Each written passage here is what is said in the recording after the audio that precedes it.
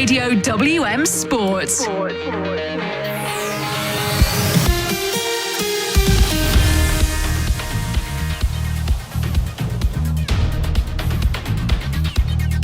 A live doubleheader from the Premier League this Sunday afternoon. Liverpool against Aston Villa and Crystal Palace against Wolverhampton Wanderers. 2 Sunday 2 p.m. kickoffs and 2 live commentaries across BBC Radio WM. Here in South London on DAB Digital Radio, we're with Wolves as Gary O'Neill tries to follow up on a productive week, having beaten Everton for his first points last weekend, and then a handy win in the League Cup, plus the squad bolstered by 3 signings in midweek as they try to recycle some of the Matheus Nunes money.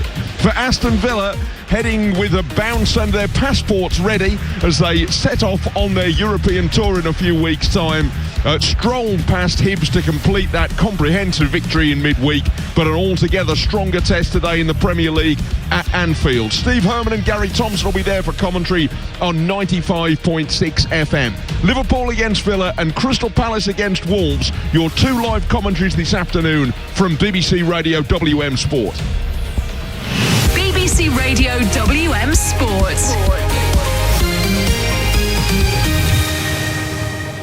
Let me give you some team news while we trying to re-establish contact with Steve and Gary at Anfield. Their broadcast line has dropped out in the last few moments, so we'll be with them very shortly. So just to fill you in on the team news first of all, for Wolves there are 2 changes from the last league game. They're both on the left side. That's from the team that started at Everton. Hwang, who suffered a hamstring injury in that game, is fit enough for a place on the bench, but his starting place goes to Pablo Sarabia for and left at fullback. Hugo Bueno is replaced by Ryan Ait-Nouri. So it looks like a back 4 for Wolves. They did try the 3 at the back in midweek in the Blackpool game, but back to a back 4 it seems. Jose Sarr in goal, Nelson Semedo, Craig Dawson, Maximilian Kilman and Ryan Ait-Nouri are 4 at the back. In midfield, Joao Gomez and Mario Lemina in the centre, with Pablo Sarabia and Pedro Neto wide. Matheus Cunha behind Fabio Silva furthest forward. Whether potentially Cunha and Sarabia could be the other way around, we'll see. On the bench is only one of the 3 signings made this week. Enzo Gonzalez, the young Paraguayan, is there, but John Rickner Bellegarde and Santi Bueno must wait for their first involvement in the squad. Won't be until after the international break. So Gonzalez joins Matt Doherty, Boubacar Traore, Hwang, Hugo Bueno, Sasa Kalajic, Totti, Nathan Fraser, the youngster who scored his first Wolves goal against Blackpool on Tuesday night, and the goalkeeper Dan Bentley. Here at Sellers Park, Wolves of course adding 4 players late in the window, but as so far only one of them is making the squad today. That's Enzo Gonzalez.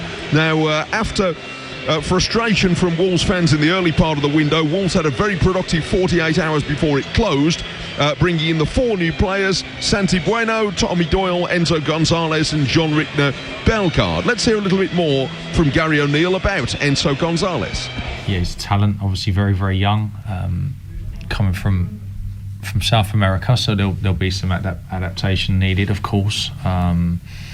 He's had a long couple of days as well, so we'll need to bed him in and help him with the transition to living in a new place with a new group and getting used to a very different league as well to what he's been playing in. But sure, he can give us something this year and impact sort of how productive we can be in the final third. And then a few areas that I don't really want to give away too much, but a few areas that hopefully we can still strengthen between now and the close of the window. In Enzo Gonzalez is the quotes from Matt Hobbs. He talks about the DNA, that he fits that DNA that the club wants. From a head coach's perspective, what do you consider that DNA to be?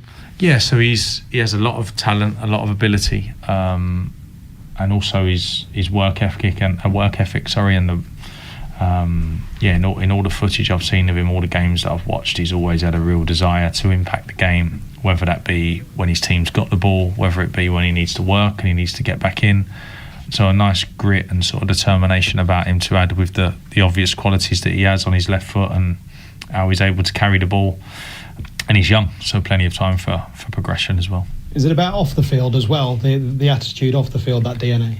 Yeah, I mean, there's so many things that go into transfers and recruiting players, but of course you do your homework and you find out what sort of characters you're bringing in. And he ticked all of those boxes, so delighted to have him in the building. That's Gary O'Neill talking about signing players and about Enzo Gonzalez. He was the only one of the deadline week signings to make it in the squad today. He is on the bench. Kick-off in around 8 minutes' time on DAB Digital Radio and Freeview Channel 722, if you want to hear Crystal Palace against Wolves with me here. 95.6 FM commentary will be at Anfield. Aston Villa visiting Liverpool. And there for us, Gary Thompson and Steve Herman, who hopefully both got to keep your finger on the button all the way through, and then it'll hold up. So don't let go, Steve.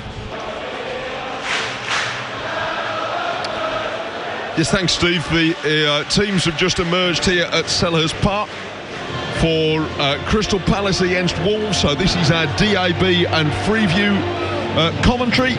So again, as Steve says, a split in the services now. If you want to hear Liverpool against Aston Villa, which will include updates from this game, but the Liverpool-Villa commentary is on 95.6 FM now.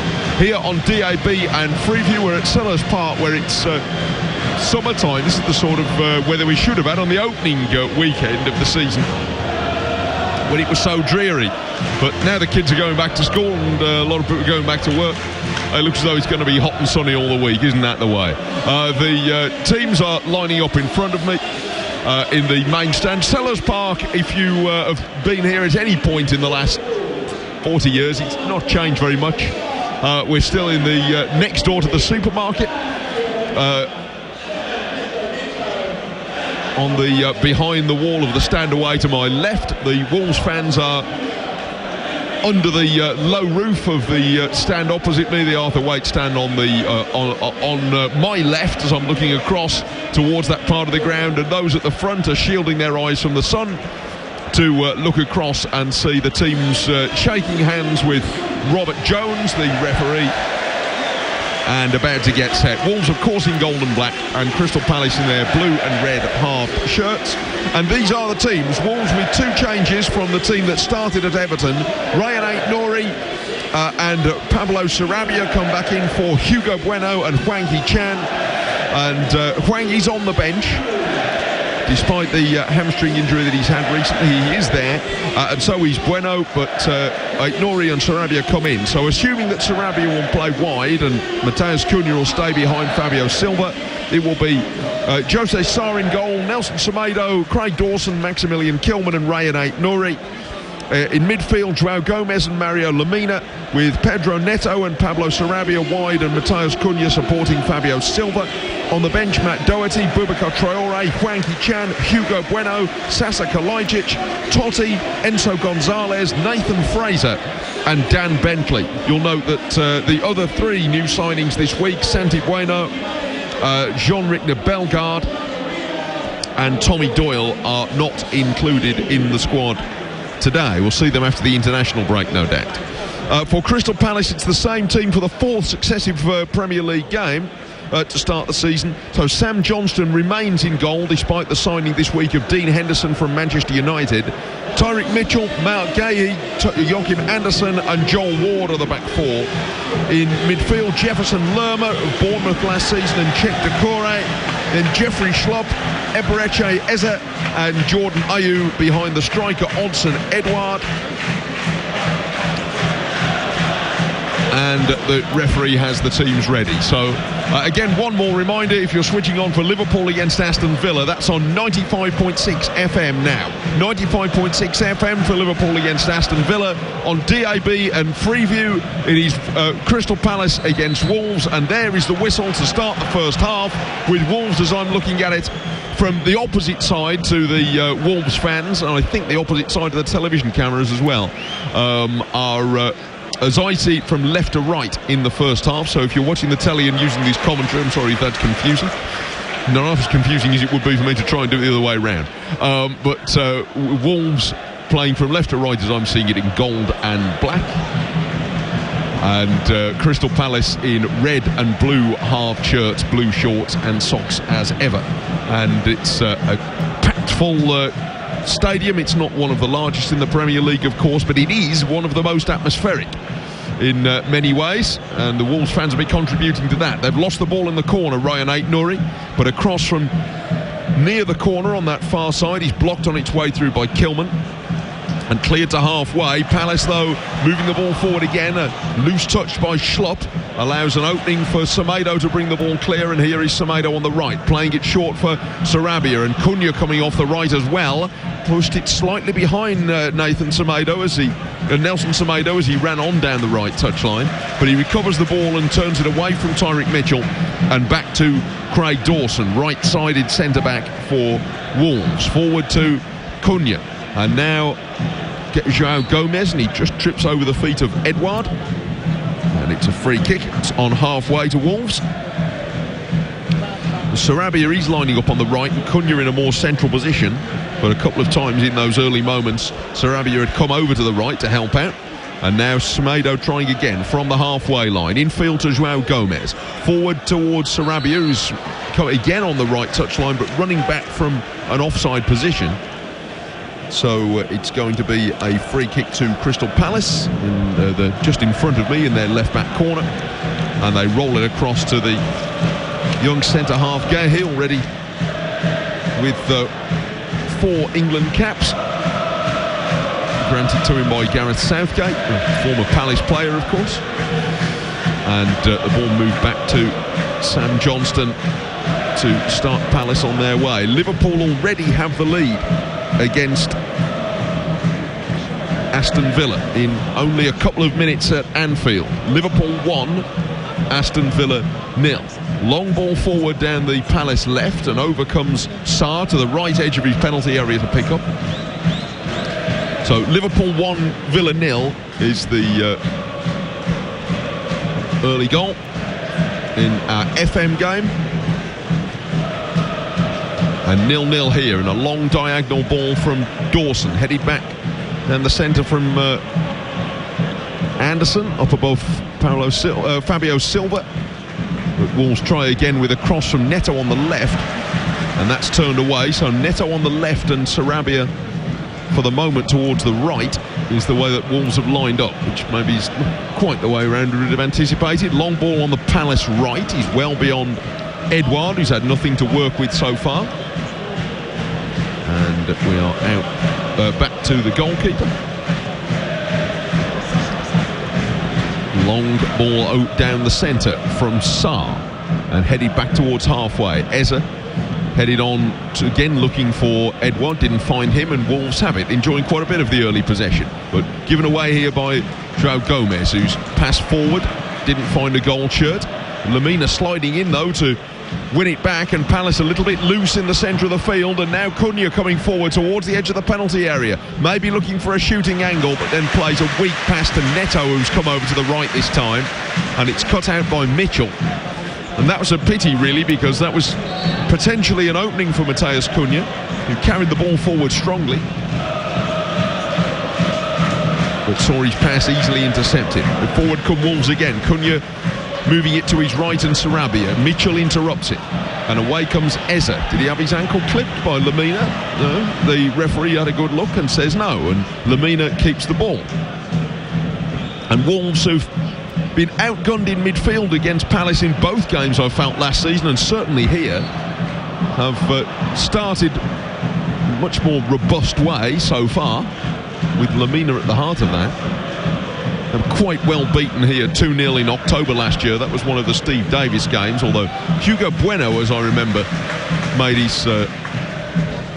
his first real major impression in that match, and has continued to prosper ever since. It's the first time he'd really caught the eye for me. Boubacar Traoré made his debut in that game too. Forward comes Silva, out to the left, and Neto up against Ward, checks back and gives it to Aït-Nouri. Now Neto again from the Wolves left, and Aït-Nouri again being steered back by Jordan Ayew, who's on that right side, and Wolves keep possession and move all the way back to halfway. Start again with Aït-Nouri. Wolves enjoying a lot of the football.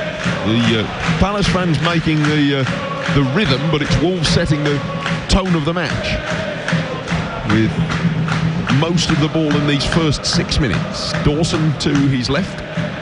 Gives it to Kilman, edge of the centre circle. Lobs a ball forward, trying to drop it behind Anderson. Silva was looking to chase in there. Anderson recovered his ground, and now it's brought away from the edge of the penalty area by Decore. As a run being started on the right by Ayew, but plays it to Edouard down the centre. Never had control of that as Kilman bore down on him and tripped himself up, and now Gomez picks up the ball for Wolves and gives it to his left and Silva, and further left to Neto, corner of the penalty area. Neto's going to take on Ford, gets his cross in, and Anderson making a sliced attempt to clear, turns it behind for a first Wolves corner, continuing Wolves early pressure. And Anderson was almost forced into a mistake. He was trying to volley it clear, but it was a cross with some pace by Neto, who has got just past John Ward for the first time. 7th minute, 0-0. Over on the left, Dawson and Silva are near the penalty spot, so he's Kilman. And Lamina's there too, and Aït-Nouri making a late run, and it was towards Aït-Nouri and Dawson, and a strong header by Anderson away. And it comes again from Lamina, and Silva on the turn, struggling to keep that shot down. Ward stayed very tight to him, and Silva trying to wrap his leg around. Hits his shot well over.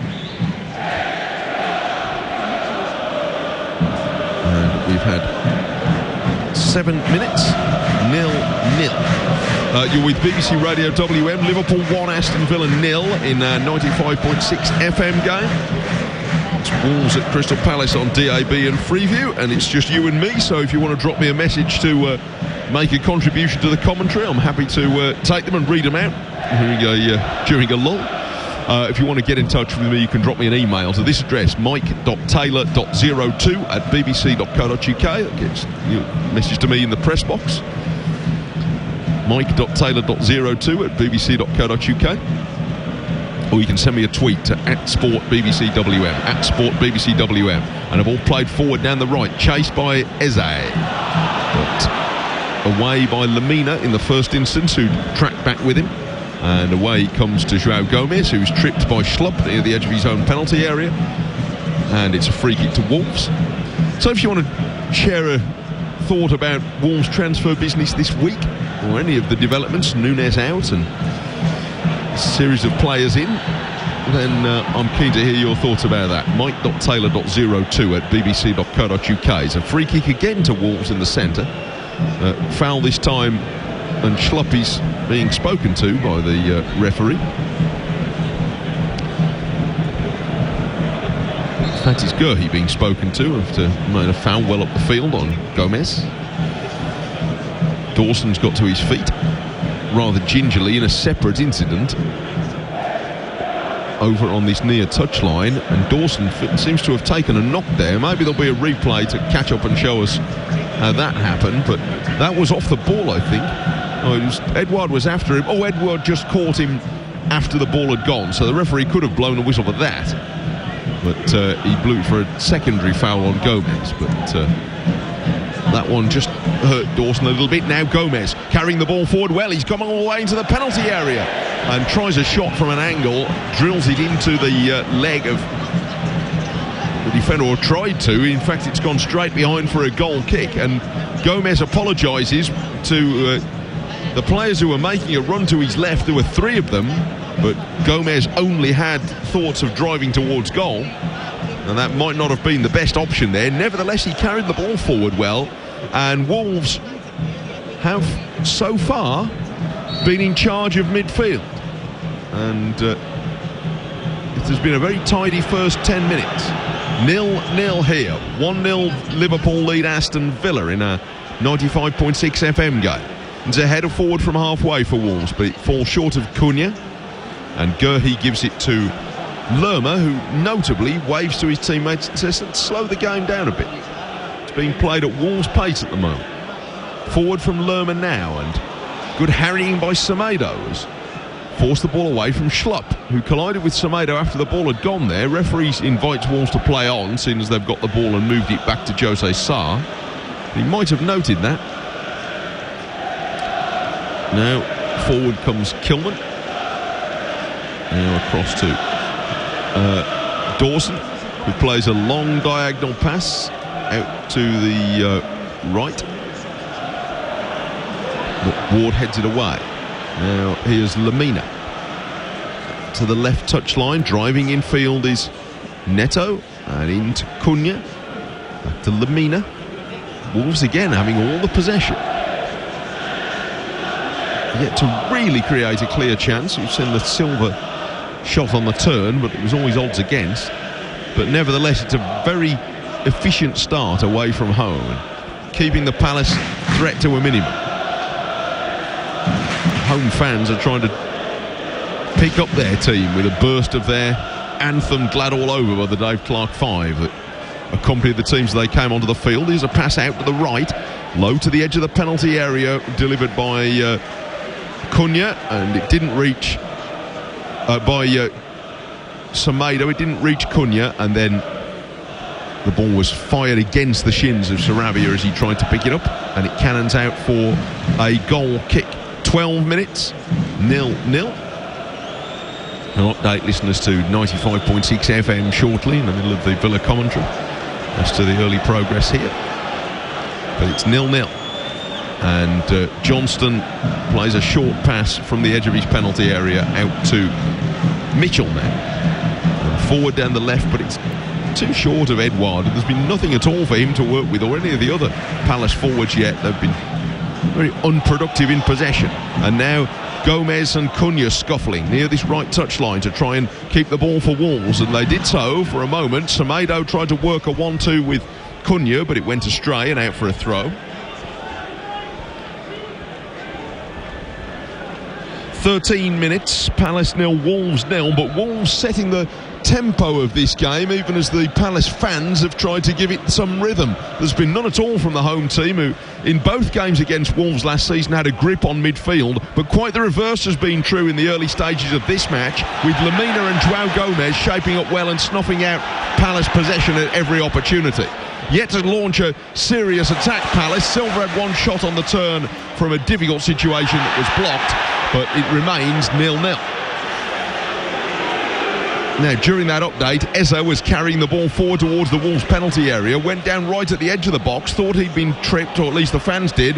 No, there was nothing doing from the referee. Palace have worked it to the right, but a deep crossover from that side is too deep for Edouard, and it's gone behind for a goal kick. I'm just seeing a replay on the little screen here of Eza, and he tried to turn inside. His challenger had come back with him, who was João Gomez. And Gomez left his leg there for a moment, but whether VAR are checking it don't appear to have drawn the referee's attention to anything. So VAR are checking it now.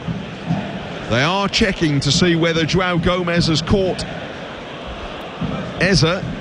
This is going to be a tight one. Difficult to necessarily conclusively show it one way or the other on the replay, and that might be enough to go with the decision on the field. Wolves will be hoping so.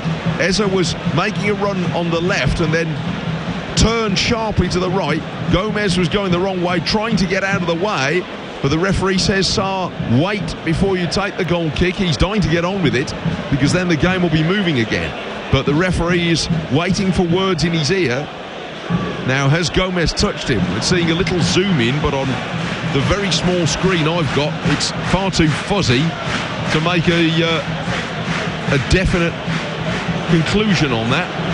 And I think VAR have given the benefit of the doubt to the on-field decision, and João Gomez has just about, I reckon, got away with that. I think it might have been one of those that it was always going to end up with the referee's decision on the field, because the TV replay wasn't conclusive either way. I suspect if you... Oh, and now a pull back pass out by Sarr, and Wolves have got to block it off the line, and they've done it just. Well, Sarr was dawdling at the edge of his penalty area, tried to play it out short, and it was picked off by one of the Palace forwards, Edouard, but then Palace in their turn were too fussy, because rather than try and knock it straight into the goal, Schlupp tried to pass instead, and then a side foot finish was blocked on the line by Kilman, sliding across just in time. And what an escape for Wolves from that error at the back. Sarr played it to a defender. He's nearly done it again with Ayew this time, right at the shoulder of Kilman, and Wolves almost fell into exactly the same trap. They've got to watch that, just playing it out short from the edge of the penalty area. They want to keep possession, but it was almost at the expense of a Palace gift. Now Wolves breaking well through the centre, carrying it forward was Neto, out to the left of the penalty area, and here's Cunha trying to turn towards goal, and he gets away from the challenge of Cahill eventually, but then there's Ward coming in as the second line of defence to clear it. So suddenly the game is sparking after the VAR check against for Gomez's challenge on Eze, and then that blunder by Sarr, playing the ball to a teammate inside his own penalty area who had a Palace player right on his shoulder, and somehow they've got away with it with a Kilman goal line clearance, and forward to halfway comes Jordan Ayew for Palace. And rather than carry on going forward, to the disappointment of the home fans, he checks back. And you could hear what they thought about that. Kept Palace possession, but they wanted to see Palace starting to dictate terms a little bit, because it's been Wolves who've set the pace so far. Forward come Palace on the right. Ball played in towards Eze, and he's challenged firmly by Kilman. And there's no foul, and a crossfield pass from the left from Neto, chased over to the right by Sarabia, and he has control of it with Mitchell at his back. Plays it back down the touchline for Semedo. 18th minute, 0-0 at Selhurst, and Dawson plays the ball across to his left, and Kilman chipping it into the penalty area, and it's gone over Gurhi's head. He realises at the last moment that he can leave it, and it goes out for a goal kick. And Wolves will be encouraged by so many things in the early moments of this match, but they haven't yet really created a clear chance, and they very nearly presented a goal to Crystal Palace, and that would have felt like a proper slap in the face if they'd given a goal like that. Here come Palace working it from the right. This time they have got a bit of an opening for Edouard, and players coming back to challenge him, but Edouard's released Ayew on the right, and Ayew's cross, and Eze couldn't make it, and Schlopp knocks it back in from wide on the left side of the penalty area, but couldn't really put any pace on the ball, and Sarr picks up. But that was a more encouraging move for the home fans, as for the first time they found an angle for Edouard, who then drew three defenders, having collected the ball, and Ayew's cross was a good-looking one, and Eze couldn't make it. He was the man it was really intended for at the near post. Schlupp just tapped it effectively through to the goalkeeper on the stretch. Forward goes Ayew, and this time he does get a decision for a bump by Fabio Silva.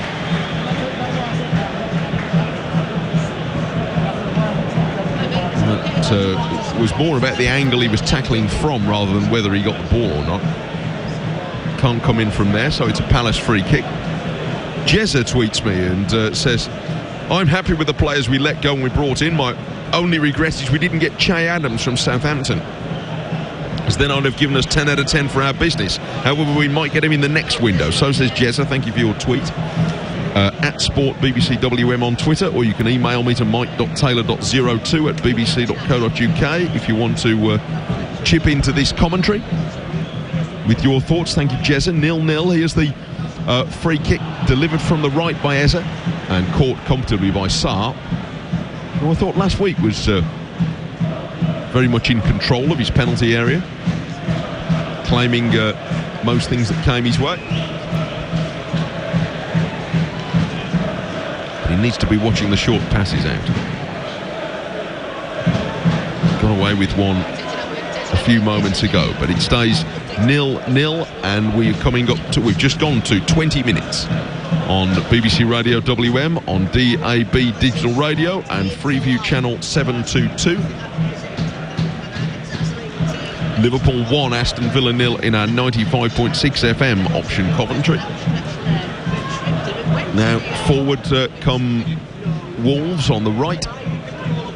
Semedo to Lamina, and it's 2-0 to Liverpool, I'm hearing, in the other game, with a Matty Cash own goal after Núñez had hit the post. So Liverpool leading by 2-0. And Villa already with it all to do at Anfield.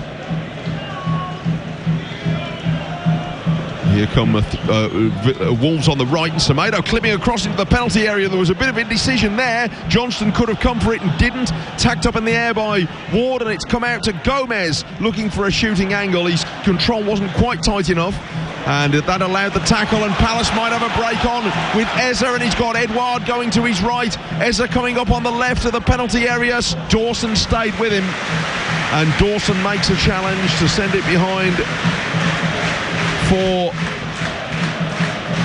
Is it going to be a corner or a throw on the near side? I think it might be a throw, actually. Just on the left. But Dawson really had to get moving then. It is a corner on the Palace left. Their first corner. 0-0 here in 22 minutes.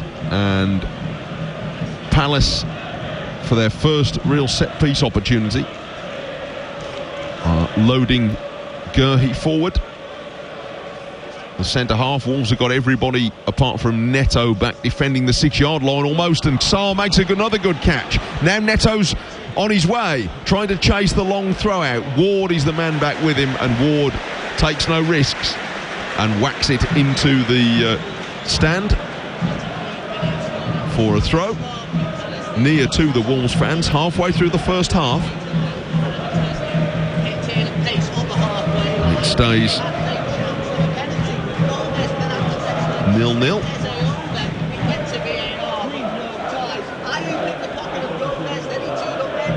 Throw on the left to Neto and back out to the touchline. Short by Ait-Nouri. Neto trying to make further ground on the touchline. Silva knocked it back into his path, and Wolves have done well there in an unpromising situation to keep possession and work it infield. Inside the Palace half, Lamina to Sarabia. A run being made by Cunha down the centre, but it was a difficult angle from Sarabia to find him directly. And it's picked up by the goalkeeper, and forward come Liverpool. Up to Eza, and back now for Anderson. Here is Jefferson Lerma, summer signing, a free transfer from Bournemouth, former Bournemouth Player of the Year, and 35 times Colombian international. Jefferson Lerma, very experienced. Out to the left it goes to Mitchell, and oh dear, Semedo with a needless foul here and a trip on Schlupp. Schlupp was getting away from him. He was heading towards the corner flag, but it's going to be a yellow card. 24 minutes, 0-0, but although it's Wolves been setting most of the pace here and controlling most of the possession, they did almost gift Palace a goal a few moments ago. Jose Sarr with a short pass out toward João Gomez. It was inside his penalty area, but they didn't see or didn't realise that Schlupp was on Gomez's shoulder. He made the tackle, and Jordan Ayew had a chance to plant the ball into the corner. Maximilian Kilman sliding in at the last moment, cleared it off the line. It was all very needless. Other than that, Palace's only threat came from one Eza run on the left. When he tried to turn in field, he was challenged by João Gomez, who was really trying to get out of the way. After a long VAR check, there was no penalty. Wolves having much of the ball, but not yet to really create a chance. 24 minutes, 0-0. And now Semedo is booked, and here's the corner cross for the free kick from the left-hand side. That's punched away by the goalkeeper. I think FM listeners are staying with us for a moment. We'd lost our line to Anfield. We'll be back there soon. Here's Schlupp putting a cross in from the left, and leading back was the header was Edouard, and he's headed over the top of the goal comfortably. He was in a decent position, but he wasn't able to get up above the cross. He was always stretching for it and couldn't control his header, and it stays 0-0. 25 minutes. Crystal Palace 0, Wolves 0. For FM listeners, we'll be back at Anfield shortly, and Sarr almost caught out again with another of the short passes out. It was quickly returned to him, and it was an awkward bouncing one, and he did well to get that under control and whack it away before the runner coming in on him, Edouard, got there. Wolves causing more of their own problems than Palace are causing for them. We'll be back at Anfield as soon as we've re-established our line there for listeners on 95.6 FM. Liverpool 2, Aston Villa 0. Cash own goal, the most recent strike, and I think FM listeners can go back now to Steve Hearn at Anfield. Pass forward on the right for Palace towards Eze, and a challenge by Lemina. The fans wanted something but didn't get it. Now there's a bit of push and shove. The referee had given a free kick, and Ayew's not happy with the attention he's getting from Ryan Ait-Nouri, and in the end Ayew made a bit of a meal of it, and Ait-Nouri took exception. The referees had to go over and try and calm it down as tempers getting a little bit frayed, and a yellow card now for Ait-Nouri. So both Wolves fullbacks have been booked in the last few moments. Ayew maybe thought that his shirt was being tugged by Ait-Nouri, and it might have been, but it's the referee's job to sort that out and not Ayew's, and he might be doing well to avoid a yellow card himself given the low tolerance there is of dissent at the moment. It looks as though he has, so it's only Ait-Nouri who is booked in that incident, having collided with Ayew. So 0-0 it is, and Ait-Nouri seemed to be the instigator there. I didn't see a card for Ayew. So Semedo and Ait-Nouri have picked up yellow cards recently. Already both of them on 2 for the season. Here comes a free kick delivered by Eze and headed up and away, but only to the left where Anderson hooks it back in, and Sarr making another good claim there in a crowd. He tried to get it away quickly down the left-hand side, and Wolves were saying that Neto was hampered and that's why he fell as he tried to chase that ball. But the referee perhaps wasn't looking in that direction, but didn't believe that it was a foul anyway, so has given nothing, and Neto's not very happy. And there are 1 or 2 fuses burning a little short out in the sunshine. Needless to say, I'm not in the sunshine here. I'm deep back in this stand in the shadows. Might be the best place. Here's Neto playing a pass to the right, and Sarabia's in an advanced position here and pulls his cross in to find Cunha, who shoots on the turn and well blocked by Gerhi.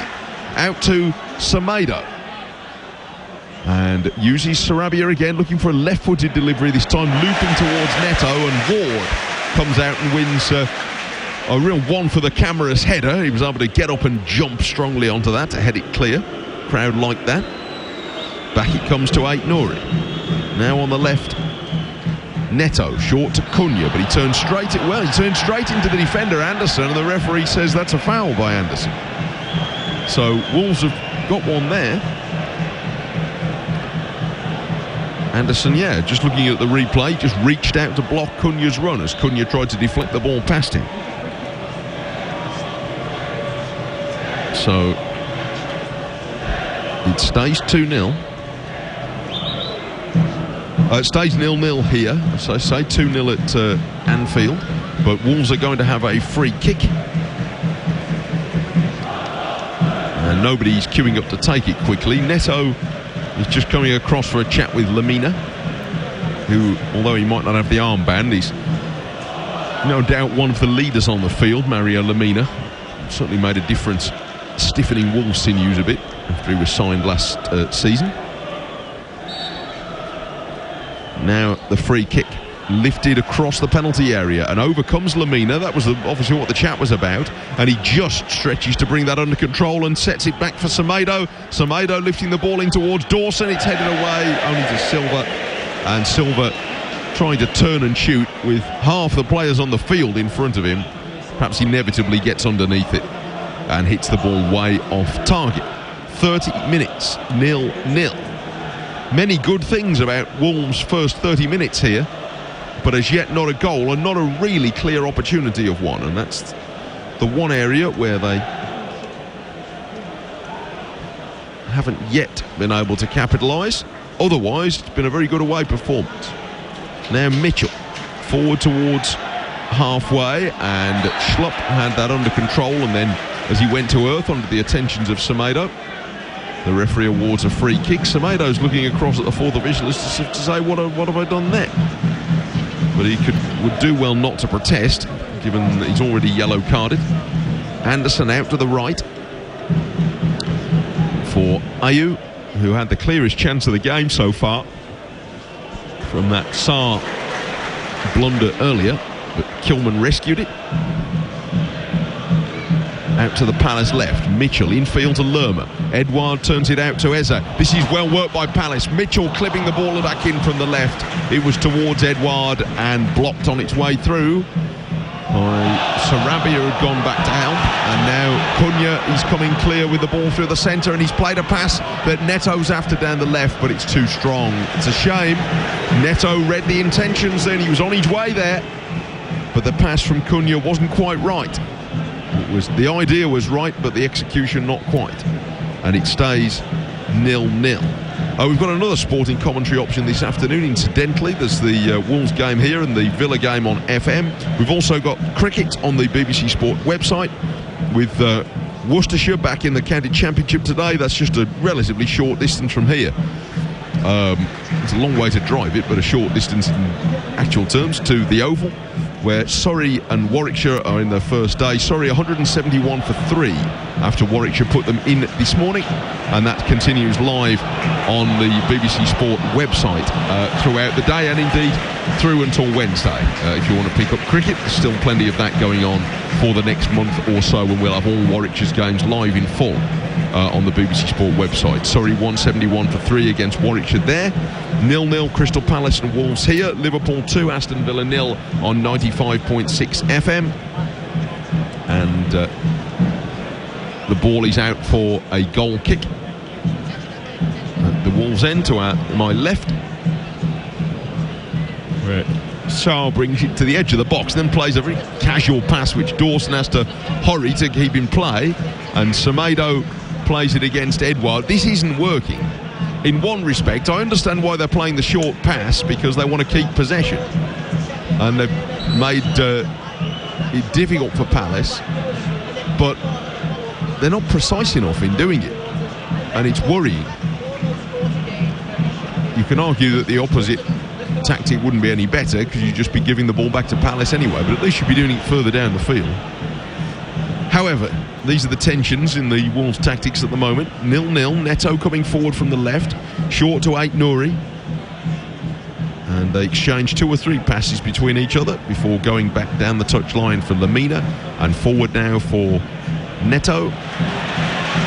For Ait-Nouri, as he tries to cut in field, and challenge made successfully, but Wolves have it back, and a pass played forward to Ait-Nouri, who's still well advanced, and Silva trying to find Ait-Nouri again, and Silva again, left side of the penalty area, lots of short passes. Neto set up for a drive, and it's blocked on its way through by Anderson. That was well worked by Wolves, but Anderson saw the danger and blocked the low shot from Neto. It's come out to Neto, and he plays it back down the left touchline to Kilman. Kilman across to Dawson, with now 11 minutes to go in the first half. Crystal Palace 0, Wolves 0, and a pass out to the left by Dawson, controlled after a couple of touches by Neto, and puts it onto his right foot to lift across in high. It was a loopy one, and Mitchell underneath it guided it past Semedo, who sets it back up for Gomez to try again. Gomez's crossing towards Cunha was headed clear, and Ayew struggling to battle his way clear. His short pass was straight to Semedo, and now Palace can't break out. Gomez at the edge of the centre circle, short to Lemina. Lemina curving the pass out to the left, and played forward to Kilman, and then to Silva, and Anderson's poked the ball out of play for a throw to Wolves, taken short to Gomez. Gomez now to Cunha, who is chased by Decore, but again Palace not neat enough in possession once they won it back, and Wolves have it and sets up Semedo to try and drive in a shot, and it looked as though it might have touched another player's boots on the way through, but it could have been Silva's as he tried to run onto it, but it's dribbled well wide. And with 9.5 minutes to go in the first half, there's been a lot for Gary O'Neill to be encouraged by in the way his team have controlled the tempo of the match, but still waiting to find a breakthrough. 0-0, and a long clearance out to the left from Johnston, and that's swept out of play, and Wolves have it back with a throw taken by Semedo. Returned to him by Gomez, back to Craig Dawson, and now across for Kilman, edge of the penalty area. There's some more competition for those defensive places now, as well as Totti. There's also Santiago Bueno. He's not in the squad today. We'll look forward to seeing him after the international break. The window signing from Girona. Forward comes Sarabia, and on the right trying to bring in Semedo, but good defending by Mitchell, who just about got to the ball, and then Semedo was holding him. So it gives a free kick to Villa near the left corner.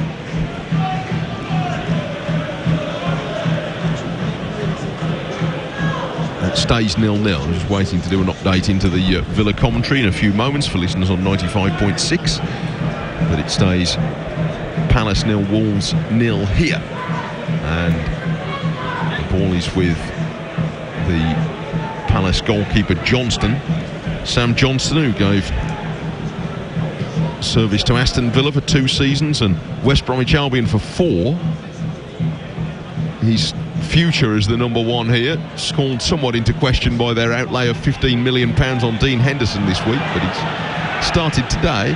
Forward come Wolves again from inside their own half. Edouard has stayed down inside the near the edge of the Wolves penalty area, and the referee, after Wolves go forward towards halfway without any great pace, now blows the whistle for some treatment for Edouard, who had a bump with Dawson. Didn't look to be a lot in it. He might just have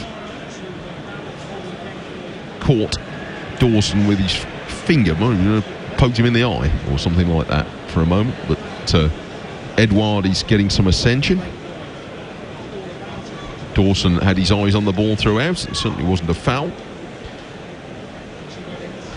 But it's 0-0, 7 minutes to go to half-time. Wolves have, the only problems they've been put in have been ones they've created themselves from the occasional short pass out. But Wolves trying to use the ball carefully from the back to make sure they keep possession. It's worked for the most part, and they have surely had the larger share of possession in this first half and denied Palace much of the ball to be able to create anything. But a couple of times have been caught out. Still that one occasion when the blunder fell to Jordan Ayew, who couldn't convert and beat Kilman's goal line clearance, is the nearest either team has been to a goal in a first half where otherwise Wolves have set the tone impressively. They've had a grip on midfield, which they certainly haven't had in recent games against Crystal Palace, and they have more than frustrated the home team. If only they could create a little bit more for their own forwards. With 6 minutes to go though in the first half, it's still Palace 0, Wolves 0. Now we've got a bit of a hiatus with Edouard off the field having a drink, and the game resumes with the referee asking Wolves to carry on more or less from where they left off, and he is Kilman doing just that, giving to João Gomez, and he's got Semedo going up on the right with Sarabia in the centre to Semedo, and Semedo to Lamina, and out to the left for Aït-Nouri. And again, Wolves keeping the possession, drying up the opportunities for Crystal Palace, but Dawson almost caught in possession just inside the Palace half. Now there's an opportunity for an early whack forward, and he's surely offside here. Edouard, he's picked up the ball over on the left, but we won't know for a while, I suppose, until we see where he's done with it. And he drives the ball towards the goalkeeper, and he's not flanked. It was from a wide angle, and Sarr had it covered, made the catch, but presumably if Edouard had come up with something then it would have stood. But he looked offside in the first place. It was near the halfway line, so maybe he did spring the trap, but in the end it doesn't matter, because he was all alone and didn't do anything effective with it. Just took it wide and then made the angle fairly straightforward for the goalkeeper Jose Sarr to catch. At last a bit of running room for Doucouré now for Palace, trying to play a pass through for Eze, but it was well read again by Kilman, who followed the eyes of the passer and stepped in ahead of the ball, and away come Wolves, working it out to the left up towards the edge of the penalty area, and Neto working it onto his right foot and letting go the shot. Johnston had to be sharp to that and tip it over the bar. Nearest Wolves have been so far, coming in 42 minutes, and Neto, who has been very busy without having much go his way, a few step overs to open the angle, and it looked as though it might have taken a deflection before Johnston tipped it over. Either way, it's definitely a Wolves corner. Palace 0, Wolves 0. But Wolves looking for a goal to underline their first half general superiority. Here's the corner, and it almost came for Dawson, just went beyond him. It was a good looking delivery, but he didn't quite make the touch, being quite closely challenged as you'd expect. A pass out to the left, and Neto tries another cross, and Cunha and Kilman were still there. Cunha headed it through the 6-yard box, and Sarabia had a lash at it from the right side of the penalty area and sprayed it well wide. So 2 half chances for Wolves. That was a good looking cross from Neto with his left foot, but Dawson, if anything, arrived too soon, and he might have taken it away from Fabio Silva, who was standing there with his arms out. Dawson, having jumped for it, then couldn't get out of the way, and the ball hit him as he was trying to lean back out of the way of it, and went over. Ball out to the right, chip forward over there by the fullback Ward, up towards halfway, and a little push by Edouard. So a free kick to Wolves, who are finishing the first half again strongly.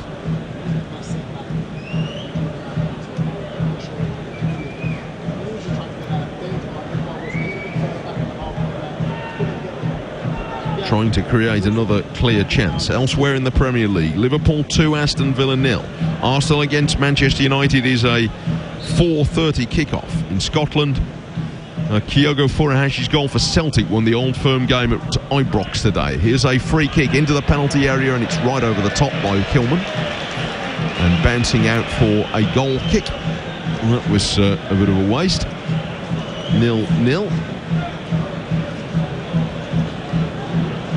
Johnston's gone to pick it up, and he's not hurrying to get the game going again. I think Palace will need a bit of a rethink. In this fixture last season, they seemed to be in charge all the way through, but this afternoon's been very different to that. Long flat drive forward by Johnston, headed back towards halfway, and collected there by Lerma, and he's played a pass out to the left, but there was nobody there, and he must have seen that. He then sort of waves after Schlupp as if to say, why aren't you chasing that? But surely he must have seen it from where he was. It's gone out for a Wolves throw on the near side there right, and Semedo near the right back corner flag. He's challenged there by Eze, puts another foot in, forces the ball out for a throw. We're coming up towards 45 minutes at the end of the first half. We've only had a couple of stoppages. So what the fourth official is going to put up, usually something these days. Forward it goes, out to the left touchline, and Mitchell level with the edge of the penalty area, back to Eze, and knocks it short to Edouard, and back to Eze, and Semedo made a good challenge there. Edouard had the ball come cannoning back to him, and he wasn't quite ready for it. Lamida is working his way out of defence, and forward we go on the left.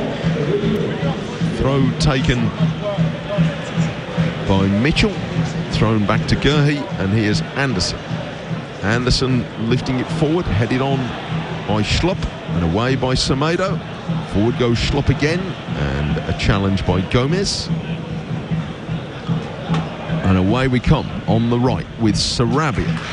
A block there by Lerma coming across to interrupt the Wolves' momentum. And out it goes for a throw into the first minute of added time. And here's Cunha with the throw, and he's disappointed they don't get another one as Semedo challenges with the opposing number 22, Odsonne Edouard.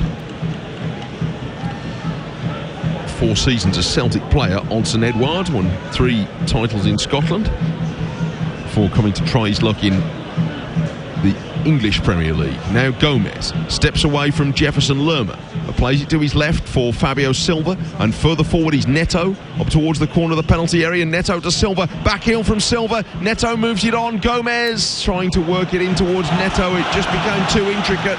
Needed somebody to maybe take a shot. Palace wouldn't allow the angle, and Ayers brought the ball out of defence, chased by 3 Wolves players, and eventually tumbles out of play without being fouled. So it's going to be a throw on the left touchline for Wolves, thrown into Lamina. Up towards 2 minutes of added time played at the end of the first half, and 0-0 it remains. Dawson to his right and Semedo. And back for Dawson. His chip forward is half blocked up in the air and falls for Lerma of Crystal Palace. Moving out to the left. Schlupp's pulled out towards the touchline, and here he is. And the ball played in low by Schlupp, and it's blocked. Comes back to halfway. Paul tweets to say he's listening on DAB. Is he right in saying that Stuart Atwell is on the VAR panel? You are, is my understanding of it. Of course, there's already been one VAR incident in this game, but he gave the benefit of the doubt to João Gomez. So that will have come as a relief to you, Paul, perhaps, because it could have gone the other way. The ball is out for a goal kick to Wolves, 0-0, and we are heading towards the break, with Wolves in charge of so many things in the game. There is the half-time whistle. Well, that was a largely satisfactory first half. They'd like to create 1 or 2 more chances. Only a couple of half chances really for Neto, and then for Sarabia shortly afterwards. Silva with 1 shot on the turn, but they certainly kept Palace pretty restricted, and the onus will be on Roy Hodgson to do something different at half-time. Wolves away from home will be content enough for now, and at the break it is Crystal Palace 0, Wolves 0. We're going to link up with our FM game for a few moments, and then this commentary will resume on DAB and on Freeview channel 722 in around 15 minutes time. Palace 0, Wolves 0. A very different tone about this match to the 2 meetings between Wolves and Crystal Palace last season, when it felt like the Londoners always were setting the rhythm of the match. Today it's been entirely different. Wolves trying to be cautious in their build-up from the back and guarding possession jealously, have fought hard in midfield when the ball has been with Crystal Palace and quickly won it back. That's had the effect of neutering most of the threat from Palace, even if Wolves haven't necessarily been able to create too many chances from all the ball of the share of the ball that they've had as a result. The biggest danger to the Wolves goal came when they slightly malfunctioned with the short passing routine. Jose Sarr didn't spot that João Gomez had a Palace player, Jeffrey Schlupp, bearing down on him. Schlupp knocked the ball loose. Jordan Ayew took aim carefully to side foot it to the corner of the goal, and out of the corner of his eye didn't see Maximilian Kilman sliding across in time to intercept and slide the ball clear. But that was the biggest threat that the Wolves goal came under. They did worry that Stuart Atwell, the VAR official, would give a penalty against them to overturn Robert Jones's decision of no foul by João Gomez on Eberechi Eze after a quarter of an hour. The replay screen perhaps wasn't clear enough for Atwell to take a view either way, so the decision on the field stood, which was something of a relief after a long VAR check. Wolves creatively didn't create a lot, but Pedro Neto's been busy coming in largely from the left-hand side. He near half-time, after a few step-overs to create the angle, his shot was tipped over by Sam Johnston, and from the resulting corner, Sarabia lashed wide. So not a great deal of end product at either end, but Wolves are dictating the pace of this game. Maybe they'll be able to dictate when to change up a gear as well. At half-time, Crystal Palace 0, Wolves 0. And we have just kicked off a few seconds ago on DAB Digital Radio and Freeview Channel 722 at Selhurst Park for Crystal Palace against Wolves, the second half, and an immediate attack on the Palace left, trying to go forward into the Wolves penalty area. That looked like handball out there on the left by Mitchell coming forward to join the attack. So it's going to be a free kick to Wolves at the break, and a satisfactory, if not thrilling, first half from Wolves has got them very firmly in with a grip on this game, you feel, but whether they can then go on and make it a win as they did last week at Goodison Park, we'll see. Whether they can change up a gear or whether Palace will have something different that they can offer, because Wolves seem to cope pretty comfortably with most of what Palace showed in the first half. The teams still appear to be as they started, so a mistake on the throw from Wolves has given the ball up for Crystal Palace rather carelessly. So Wolves with Sarr in goal, Semedo, Dawson, Kilman and Ait-Nouri, a four at the back. In midfield, Gomez and Lamina, but with Sarabia on the right and Neto the left, Cunha and Silva, the two players furthest forward. And on the bench, Doherty, Traore, Hwang, Hugo Bueno, Kalajdzic, Totti, Gonzalez, Fraser and the goalkeeper Bentley. And for Palace, Johnston in goal, Mitchell, Gurhey, Anderson and Ward. In midfield, Lerma and Doucouré, then Schlupp, Eze, Ayew off the right, and furthest forward is Edouard. But that didn't really get anywhere in the first half, with Wolves strong in midfield and guarding possession carefully from the back. They kept the long ball from the goalkeeper to a minimum and chose to try and build up slowly and invite Palace to go and get the ball off them, which they were not terribly adept at doing for the most part, except for one dreadful scare that Wolves gave themselves, that Maximilian Kilman rescued them from. Wolves in gold and black, playing as I'm seeing it from right to left, which is to say that Kilman from my right now plays a pass forward to Silva on halfway, and Ait-Nouri moving forward on the left side. Ayew was tracking him forward to Neto, and out comes Ward to make a challenge. Throw on the left for Ait-Nouri.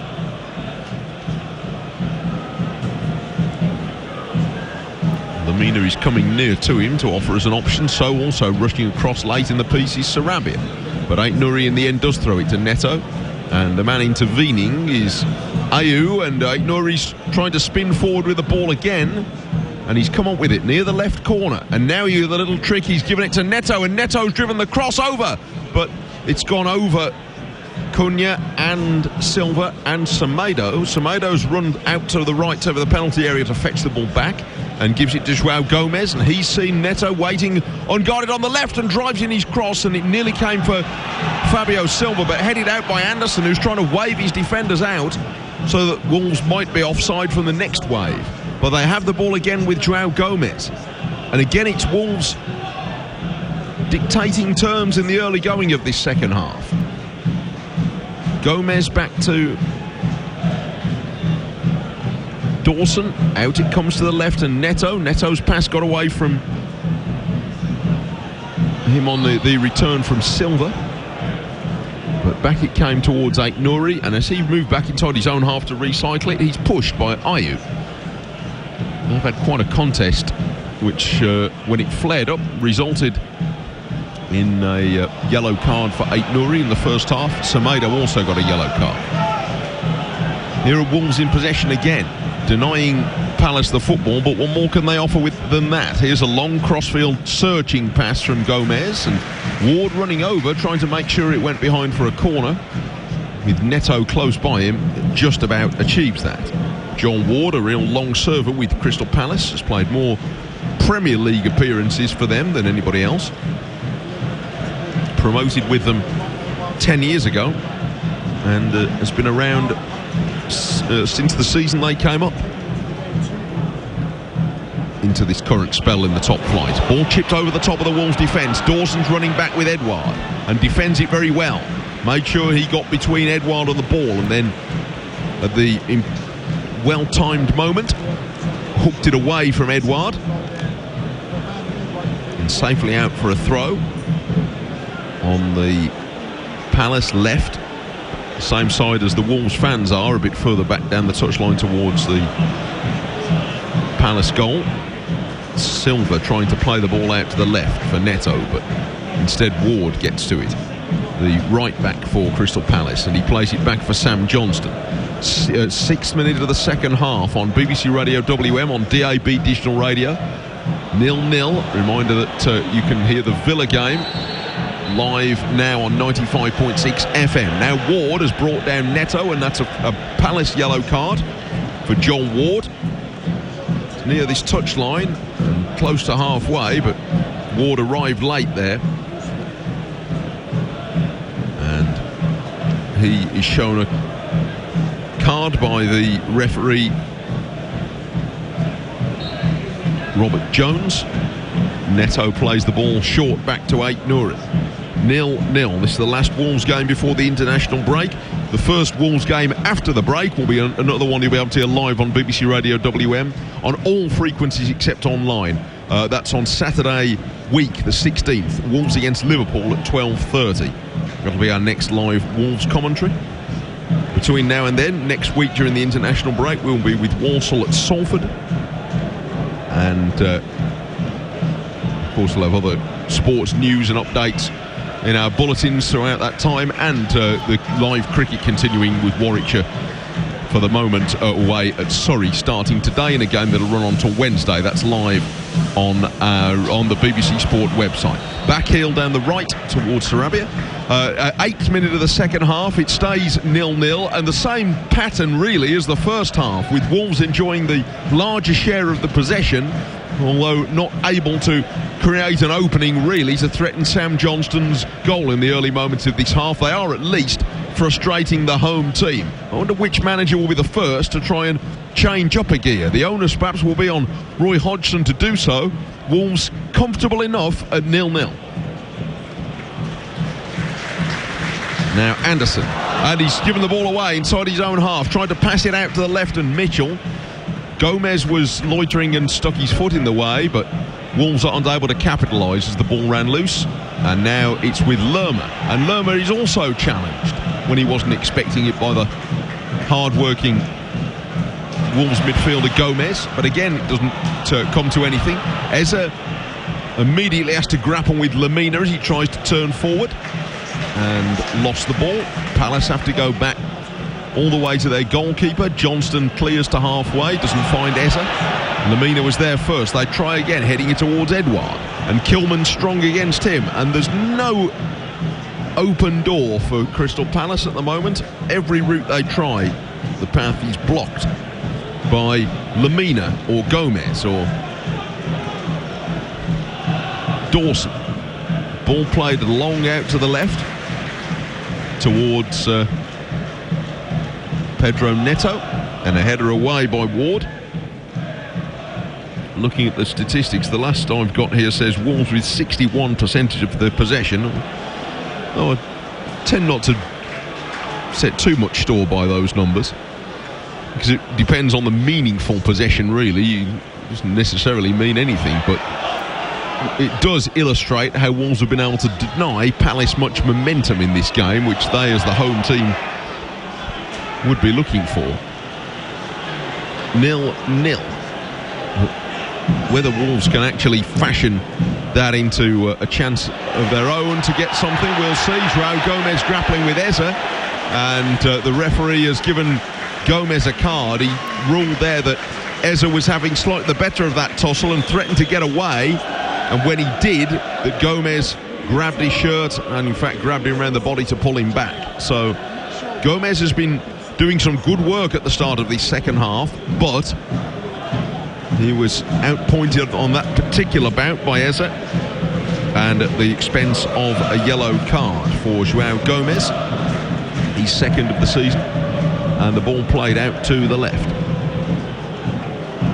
for Mitchell. Back to halfway now. Joachim Andersen, the Dane, forward to Decore. Now to Lerma and back to Andersen. And again, Wolves, although they're sitting a bit deeper this time, are blocking every route. Liverpool 3, Aston Villa now, I'm hearing.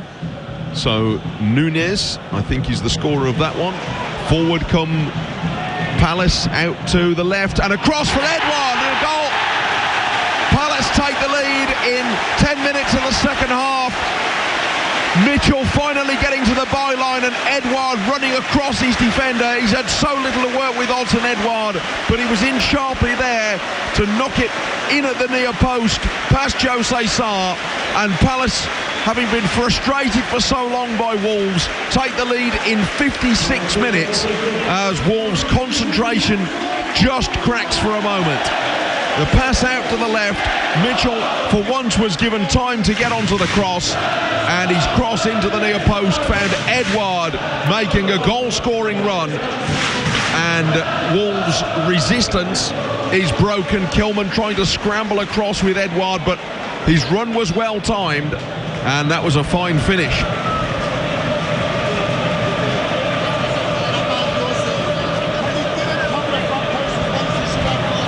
In 56 minutes, Crystal Palace 1, Wolves 0. Alton Edouard's third goal of the season already, and an opening that's been all too rare for Crystal Palace. Getting Tyrick Mitchell, the left back, advanced, got to the byline without anybody there to block his cross, and Alton Edouard made a diagonal run in, pursued in vain by Kilman to score at the near post. Edouard the goal scorer. Palace 1, Wolves 0. Well, as you can hear, that has changed the sound of Selhurst Park, and it certainly has changed the required tone of the match for Wolves, because having put a fire blanket over Crystal Palace for the first half and 10 minutes of the second, now there is an opening for Palace. They've taken it, and it's up to Wolves to show that they can do something different. And Gary O'Neill, he's going to try and set about that by introducing Hwang Hee-chan, whose participation was in a little bit of doubt because of a hamstring problem. Eza is offside here, not by a lot, as he chased a flick on by Alton Edouard. So it'll be pulled up for a free kick. So Liverpool 3, Aston Villa 0, and here Crystal Palace 1, Wolves 0.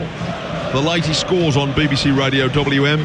The football phone-in, a reminder, continues this week, weeknights from 6 till 7 every night on BBC Radio WM. Throughout the week, you can call 08081 009956. That's from tomorrow night on BBC Radio WM on all frequencies, including online. Crystal Palace 1, Wolves 0. And now Wolves looking to regroup, waiting to introduce Hwang at the next break in play. But for the time being, they come forward with Kilman. Kilman to Aït-Nouri. Now Neto on the left touchline. He's had a busy game without necessarily being terribly productive, Pedro Neto. Just the one shooting chance that was tipped over. Dawson to the right. Semedo infield looking for Cunha. And Wolves wanted a free kick there. They felt that Gomez was upended, but the referee, having stopped play, whistles the other way. And Cunha's very disappointed. I thought there was a slide in there by, I think, Andersen, but he's disappointed. And it's a free kick to Wolves, and here's the change to introduce Hwang, and Sarabia is going to come off. Again, Sarabia is a very neat footballer, but it's hard to put your finger on a major contribution from Pablo Sarabia. I feel ought to be a real major contributor to this squad. 26 caps for Spain. He's a seasoned footballer. A lot of experience in the top flight in Spain and France, as well as Portugal. But not greatly influencing the game again. Although he's been part of what's been a hard-working effort.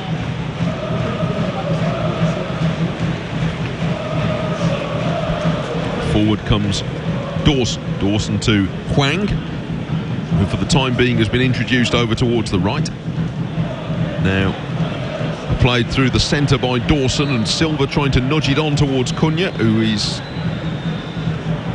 I think, Silva tugging the shirt of the Palace player as he did that. Silva also looks a bit fed up now. It's going to be a Wolves free kick. It's going to be the other way. The referee is waving players away. I think maybe the ball bounced off the referee in the middle of that, so he's restarting it with an uncontested bounce of the ball. Silva plays it back to Kilman, and now a pass from Lamina, and Silva's popped up on the left and chasing across there. It was tidy defending from Decore. Got across with Silva to force the ball out. Here's the throw from the left in towards the feet of Cunha, back to Lamina. Kilman, Dawson setting it out to the right, asking Hwang to chase, but that's too much of Hwang, who is normally so nippy, but his first 2 or 3 paces there, he seems like his feet were in a bucket, and he couldn't get after that pass from Dawson. That wasn't quite where he wanted it, and it's brought confidently out of defence here by Gerhi. Strongest run forward he's made. He aborts it now, having got it over halfway, and he gives the ball out to the left instead for a touch from Edouard, and now work back to the right for Ward. Out comes Neto to challenge him, and it deflects out for a throw on the near touchline. The Crystal Palace right, with 17 minutes of the second half played. Crystal Palace 1, Wolves 0. Edouard on 56, converting across from the left. Here's a throw down the Palace right touchline towards Ayew, and Lamina handled it as he was running across with Ayew. Bit of a tough one really, with Ayew hooking the ball up and into Lamina's hand, but it's inevitably a free kick.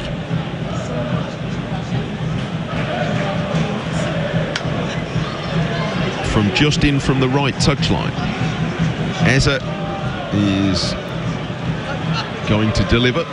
Ayew on the 6-yard line is furthest forward for Palace. Wolves have everybody, including Hwang, back within 15 yards of their own goal. Neto is a one-man wall. Eza steers it past him, but it's comfortably headed away at the near post by Ait Nouri. Now to Mitchell. Mitchell to the left. It's chipped back into the penalty area, went behind Joachim Andersen, and a diving header out by Dawson.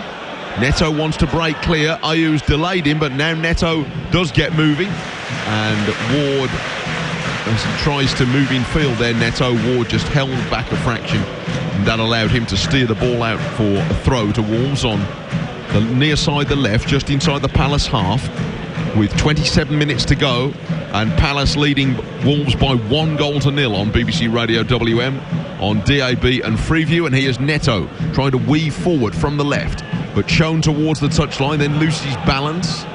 Ball's rattled out off the shins of Joel Ward. So another throw to Wolves, further forward this time, taken by Neto. Ait Nouri, was he upended there? Yeah, referee had a little look and then ruled that it was a foul on Ryan Ait Nouri. So Wolves will have a chance to put a ball into the penalty area from the left touchline.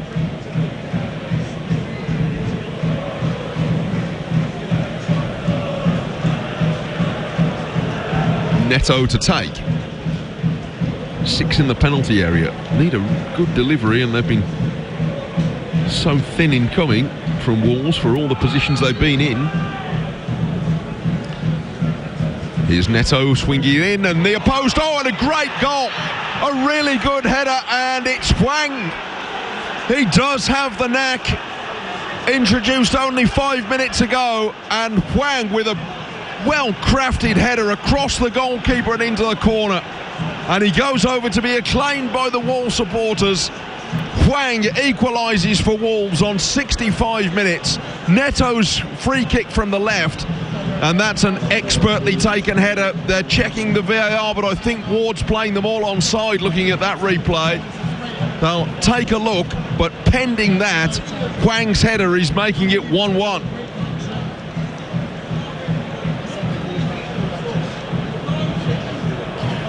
Well, it's 1-1 pending a VAR check. Hwang with a header from Neto's left wing delivery. It's come off Hwang's shoulder, in fact, but whatever it came off, it was expertly guided, head or shoulder, because it went right into the corner.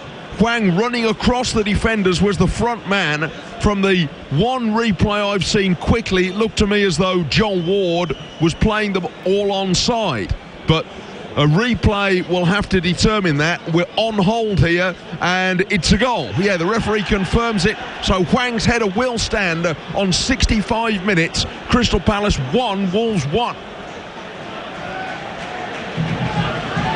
Well, maybe I've given Hwang a little bit more credit than he deserves, in a way, for expertly guiding his header. But it bounced off his shoulder on the replay. Doesn't matter, because that was just as good, right off the point of his shoulder, and it couldn't have been more precise into the corner. He'll take that now. Eze with a cross at the other end and trying to catch Wolves out immediately after the goal, but well marked as the cross came in. Jeffrey Schlupp trying to leap for that, but against two defenders couldn't get any power on it, and it's gathered up by Saar. So the goal coming on 65.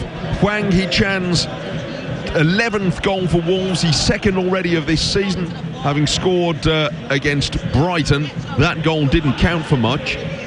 This one could, but it's the run that made it, I think. And Hwang has that instinct. I would have to say, seems to have found it hard to win over one or two Wolves fans. That's been my impression. Maybe you'll advise me that's not the case, but I hear people grumbling about Hwang, but whatever else he does, he offers them a goal threat, which some of the other forwards they've had of recent memory haven't done so often. And he scored his second Premier League goal already of this season. And Wolves 1-1 at Crystal Palace. Now Anderson with a long diagonal pass out to the left. Mitchell trying to get there, and Hwang, he's back with him to stop another danger, any danger of a cross coming in like the one that resulted in the Palace goal. And a clearance from up the touchline. Doesn't go very far, only to Doucouré, and Ayew picking up now for Palace. Back to Anderson, across to Gurhey. 22 minutes to go. 1-1 at Selhurst. Now Doucouré, 30 yards from goal. Doucouré to Edouard. Edouard out to the right. Ayew's got a bit of space here. Waits for the ball to come. Drives in the cross. Flicked off the head of Kilman. And away. Out to the left. And the throw taken by Lerma. Palace now trying to turn up the pace of the game, having held the lead for only 9 minutes.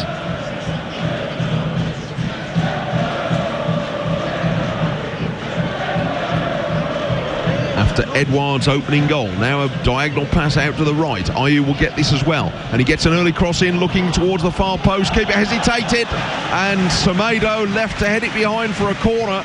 He perhaps wasn't aware how close the man coming in behind him there, Jefferson Lerma, was, and could only really cushion it out of play. Saar thought about coming for that, but decided it was too far. And so a Palace corner, first of the second half.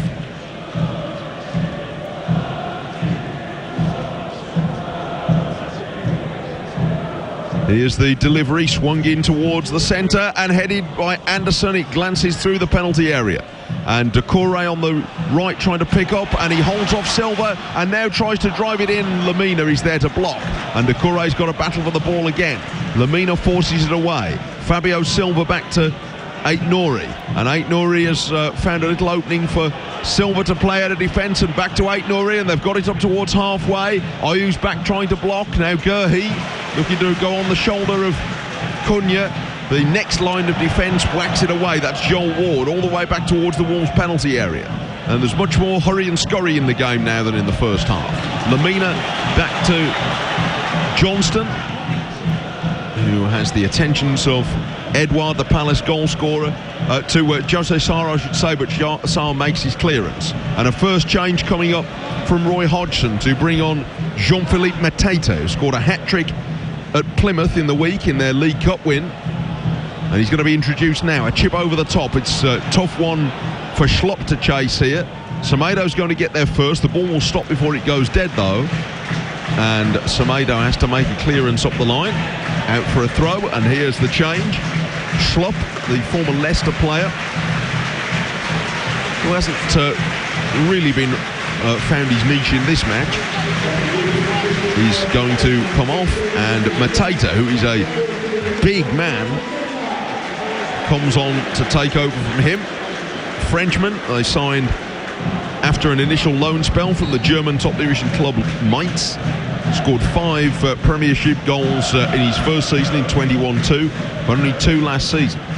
Throw in the Palace left, and it's deflected off a defender as it came towards Mateta, and it's going to be a corner straight away, and Mateta is obviously going to be a threat at that, being one of the tallest men on the field after coming on.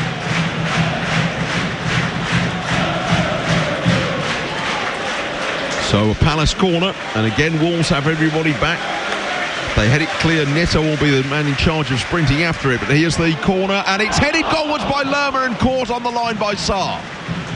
Lerma got up for that, but Sarr in the end was perfectly placed, and he made the catch from a well-delivered corner. And forward come Palace again, bowling the ball up to halfway, Johnston. And it's with Lerma. Wolves don't have quite such a tight grip on midfield as they did before the first of the goals. And they go forward on the right towards Mateta. Kilman holds him off, plays the ball back to his goalkeeper. Clearance up towards halfway, nipped on by Silva, but Cunha not able to take possession of that. And it's moved back by Lerma to Gurhi.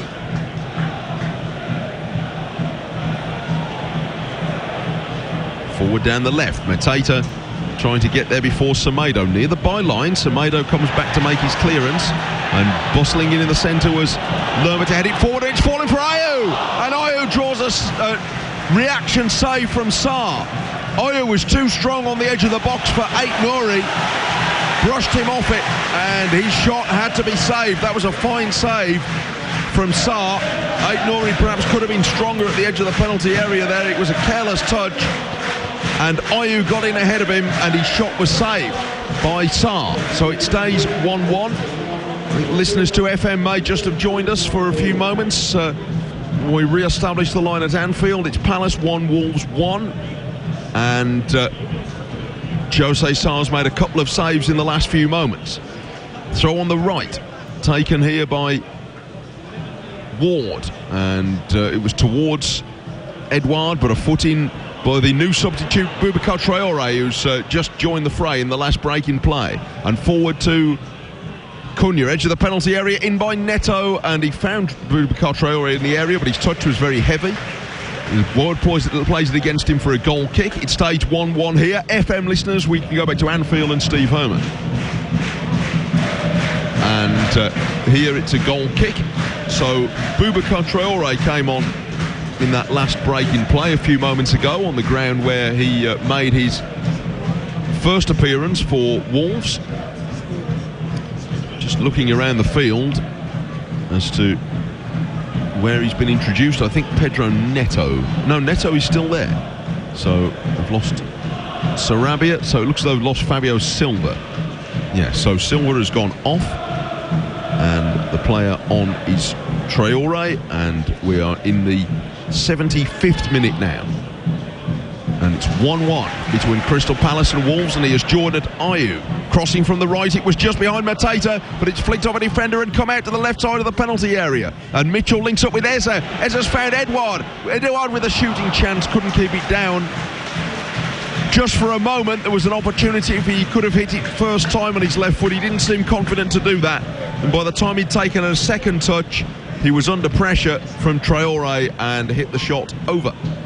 But 3 openings in the last 4 or 5 minutes for Palace, and they had so few in the first 50 minutes of this game.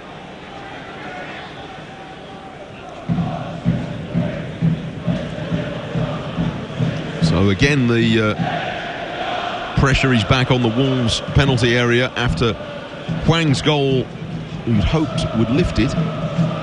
1-1 it is. Edouard had put Palace in front a few moments before that in this second half. Pass down the line towards Edouard, away by Ait Nouri, but Ayew spinning in there busily to try and win the ball, and when there's no advantage he gets a free kick for Ait Nouri's tackle. Doucouré moving it on from the free kick. Out to the left, a touch there from Gurhi. Forward to Eze and back to Gurhi. 14 minutes to go. Palace 1, Wolves 1. A point wouldn't be bad coming here, but will Wolves be able to try and turn it up to see if they can win for a second away game in a row? Ayew coming in from the right and he's tripped. So it's going to be a free kick not far from the edge of the penalty area. Drive in field by Ayew. He's becoming more troublesome in this game, and I think it was the flick from Traore. The referee gave it a moment to see if there'd be an advantage, but Traore had the first nibble at him there. He's been very busy since coming on, Boubacar Traore, but has given away a free kick here.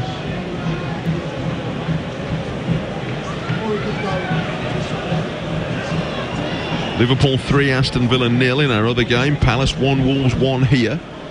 BBC Radio WM Sport through until 4 o'clock. The football phone-in returns tomorrow at 6 and every night this week at 6. If you want to contribute today, you can send me an email to mike.taylor.02@bbc.co.uk, or you can send a tweet to @SportBBCWM, @SportBBCWM on Twitter. 1-1 it remains. Here's the free kick. Right side for Palace, not far from the edge of the penalty area. Eze could try a shot, and he does, and Sarr saves.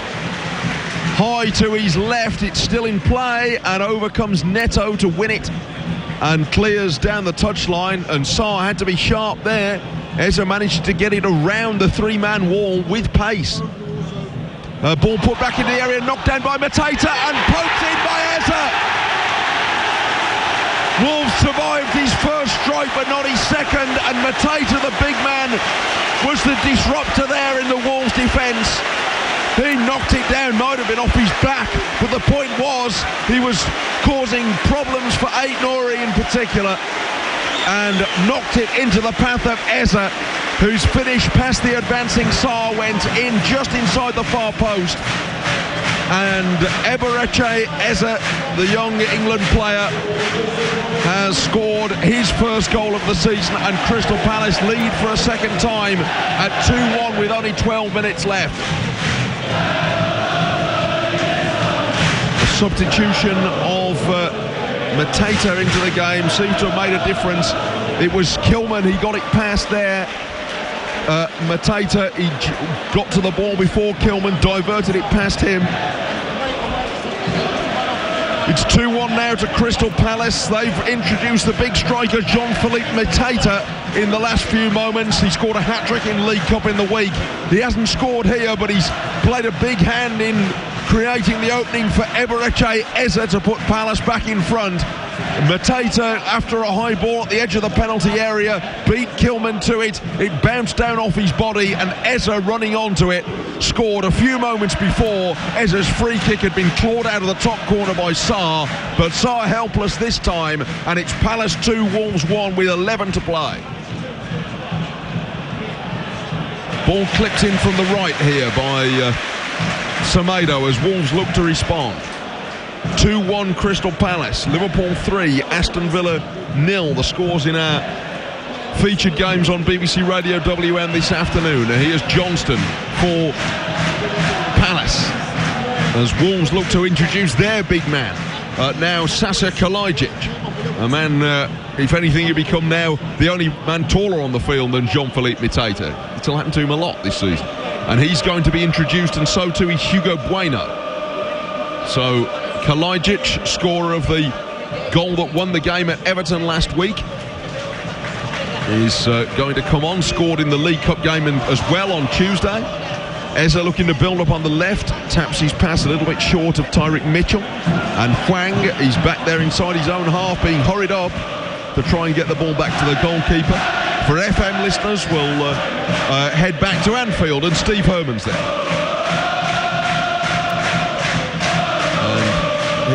Oh, he's not there, so apologies. Broadcast line at Anfield has caused us some difficulties this afternoon, out of Steve's control. He's trying to recover contact from there. Here come Wolves attacking on the right with the ball played in towards Hwang, but it's gone out for a goal kick. It stays 2-1 here, and I think Steve Herman is back there now at Anfield to pick up for our FM listeners here on DAB Digital Radio. Crystal Palace 2, Wolves 1, and there are 9 minutes to go. It's 2-1 to Crystal Palace, Liverpool 3, Aston Villa 0, and the other Premier League game today is a 4:30 kickoff. That is Arsenal against Manchester United. There is a goal kick for Palace to take. Hugo Bueno has come on now, and so too has Sasa Kalajic. So Kalajic's now going to play up front with Matheus Cunha. Neto is going to play from the left, Boubacar Traoré in the centre, and Hwang from the right. Hugo Bueno has come on for Ryan Ait-Nouri, who has at times found it difficult this afternoon. It's not been an easy afternoon for him against Jordan Ayew, who has had more of the game as it's gone on.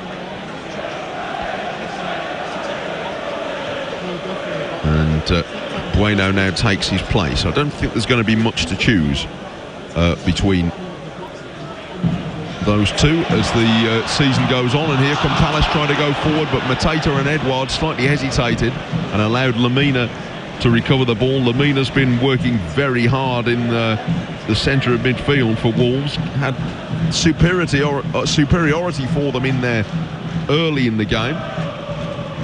Not so much in this second half. Now Dawson out to the left, looking for Ait-Nouri, for Neto rather, and it's headed out by Ward. Out goes João Gomez from the bench here, trying to. I just want to acknowledge Gary O'Neill there. He's walked around the outside of the pitch. Gomez wanted to do the right thing, got O'Neill's attention, just wanted to shake the manager's hand before he sat down. Good to see João Gomez doing that.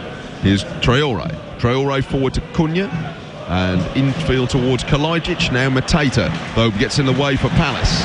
And forward they come again, looking to try and settle this with Eza out to the left. Now forward to Mateta into the penalty area, and Kalajic just come all the way back with him. And he's out there trying to mark him. Could be two basketball players. Back it comes for Palace possession though. Now they're enjoying the lion's share of the ball, and it's played short to Mateta, and a back heel has maybe set up an opening for Edouard to win it, and he does. 3 goals to 1. Odson Edouard's got 2, and again Mateta drawing defenders into the centre, and then supplied the pass for Odson Edouard to tuck into the corner. And Wolves made it so difficult for Palace in the first half, but now their grip has finally been loosened, and Palace have what looks like a decisive lead with 6 minutes to go at 3 goals to 1, and the introduction of Mateta has made the difference. This time Eza brought the ball forward. Edouard slipped it to Mateta near the edge of the penalty area. He drew defenders, and Edouard continued his run, and the back heel from Mateta. There was still a little bit to do for Edouard to finish it, but he beat the goalkeeper into the corner, and it's Palace 3, Wolves 1. So So I'll update our FM listeners on that in a few moments. But Wolves, in the meantime, try to go forward on their right, and the ball played infield to Traore. Traore to his left for Neto, and Neto to Bueno. And Bueno, a chip in by Traore, and it's blocked at the edge of the penalty area.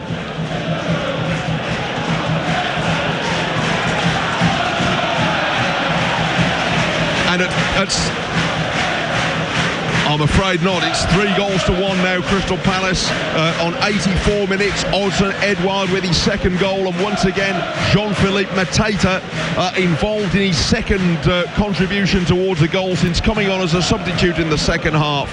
As Edouard moved forward on the left, he played the ball into Mateta, who drew defenders and then backheeled the ball back to Edouard, who still had a little bit to do before beating Sarr with a low finish into the corner. But Wolves, having held up Crystal Palace for so long in this match, are now seemingly on their way to defeat, trailing here with less than 5 minutes to play by 3-1. Eze back to halfway for Crystal Palace, who now just want to take grip possession. They want to do a bit more than that. A chip forward towards Mateta, although he's offside. He lurches forward towards the goalkeeper anyway. Sarr holds onto the ball as they bump shoulders. But 2 goals in 6 minutes from first Eze, and then Edouard, both with a contribution by Mateta in the build-up, have probably condemned Wolves to a defeat, a third in 4 games at the start of the Premier League season. Here's a ball in from the left though for Cunha, and it was looking for Kalajdzic, and it almost found him as well at the near post. It went out of Anderson's reach as he tried to knock it away, and Kalajdzic stretched for it, couldn't make it, and that was an unlikely chance from that position that Cunha nearly fashioned there for Sasa Kalajdzic, but it didn't quite happen, and it stays 3-1 to Crystal Palace. A long ball forward and a foul against Mateta here, jumping underneath that. So, with 3 minutes and added time to go, Wolves are still trying with Hugo Bueno on the left. Now Neto running in field, and there's a runner on the right, and that's Semedo, and he's found Hwang near the edge of the penalty area. Back to Semedo, and now Neto is going to have a shot from outside the box, and it's gathered up by the goalkeeper. Wolves, though, have had so little end product during the game. They've defensively and in holding the ball, they've done a lot of good things, but they so far haven't had too much threat on the Palace goal until it's too late. Only that header, or off his shoulder by Hwang.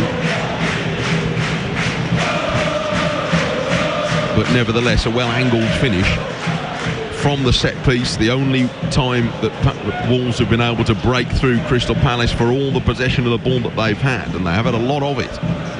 This is Hwang to Kilman inside his own half. Hwang's covered some ground since coming on with about half an hour to go. Kalajdzic now knocks it out to the left, asks Neto to chase that. Ward has come over and chased it as well, and Ward just wrong-footed Neto to make a clearance down the touchline. Palace are waiting to make another change. Will Hughes, the midfielder who was formerly of Derby County, part of the Palace squad, looking to make his first introduction this season. As a Wolves cross from the left, he's too high even for Kalajdzic. And away come Palace with Eze giving it now to Lerma, and back to Tyrick Mitchell. Created that first Palace goal that broke the game open after 56 minutes. Lemina in the centre of the field for Wolves, trying to respond with a pass out to the left intended for Neto, and Johnston correctly calculates that the ball will go out of play before either he or Neto gets there. He runs across to make sure, and it's going to be a goal kick, and off is going to come Edouard on a hat-trick. He's not going to get the chance to try and complete it. He's going to be replaced by Will Hughes as Roy Hodgson settles for what he's got. But Edouard with 2 goals in the second half. The first to convert Mitchell's cross, and the second after Mateta's well-judged back heel, taking him already up to 4 for the season, Odsonne Edouard.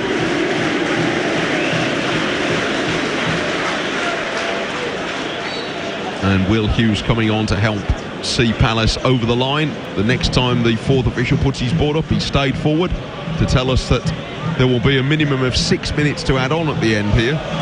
So time has not yet run out for Wolves, but trailing by 3 goals to 1, they're going to find it very hard indeed to come away from here with a point, having taken 3 at Goodison last week. Remember, the BBC Radio WM football phone-in returns tomorrow on 0808 100 9956 tomorrow at 6.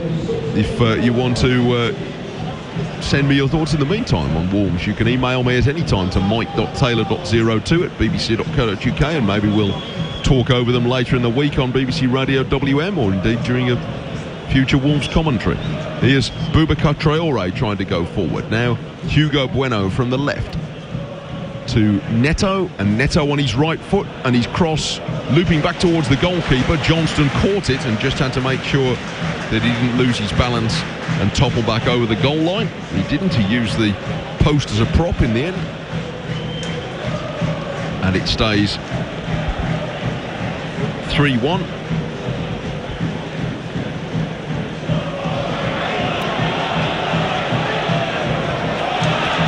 The ball played long down the Palace right towards Mateta. Back goes Kilman into the corner to clear towards Bueno, and away by Dawson, and Wolves struggling to keep possession, and Eza's taken away from Lamina and moves out to the left corner of the penalty area, and Eza trying to spin his way through, but he can't. The ball brought away, but only towards halfway, and Hughes picks up for Palace, and this is just helping them use up time to get towards the end of the game. We've had nearly 2 minutes of added time already. Eza short to Mitchell, and Olaying it now, and they've worked their way in from the left. Here comes Eza, and he's going to try and beat Sarr at his near post. Sarr gets down sharply and saves as Eza tried to sneak that one in. That would have been rubbing it in. Semedo was given the run around there as they passed around him, but Eza trying to steer that one low into the corner, foiled by Sarr, who's made 3 or 4 saves in the end in the second half, and Johnston in the final analysis is, I don't think he's going to have made any. Short corner played on the left, and here's Mateta, and he's holding off the attentions of Semedo, and he's found a teammate, and the ball steered in. Lamina clears it away acrobatically from the target, who was Joachim Andersen, who was still forward from the corner. That was well defended by Lamina at the last ditch after Mateta again had just been too strong. Now Hughes on the right, and Lamina's got to try and contain him as well, and he does, at least at the expense of a throw at the Holmesdale Road end to the right, the noisiest home end here at Selhurst, and they are waiting to acclaim what in the end is going to look like a good win, although it took them a long time to finally weaken Wolves' grip on this game. Ward's throw, and towards Hughes, and Hughes tumbling as he jumped for that with Boubacar Traoré, knocked it out for a goal kick. And we've had 3.5 minutes of added time.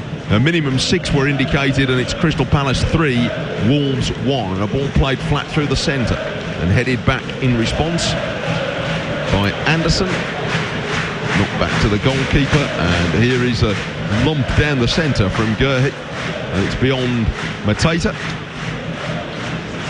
Tidied up by Semedo, and he gives it to Dawson. 4 minutes of added time gone, and Wolves looking for at least something else to take from this game, but they are heading at the moment for defeat. So it's going to be 3 points from Gary O'Neill's first 4 games, having been given a a difficult task to say the least, to come in with only a week to go to the start of the season. At least he's got some reinforcements to work with after the break. Deflected pass forward from Mitchell found its way to Mateta, but Mateta knocked it behind Eza, who was advancing quicker than he thought on the left. And it goes untidily out for a Wolves throw, but it doesn't matter too much now for Palace because they're within sight of the checkered flag in this game.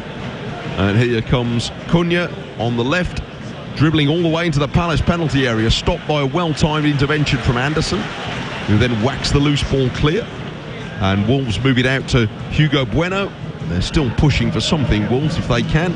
Traore, across for Lamina. And Lamina out to the right for Nelson Semedo, and Semedo lifts the ball in, and it's headed up and out.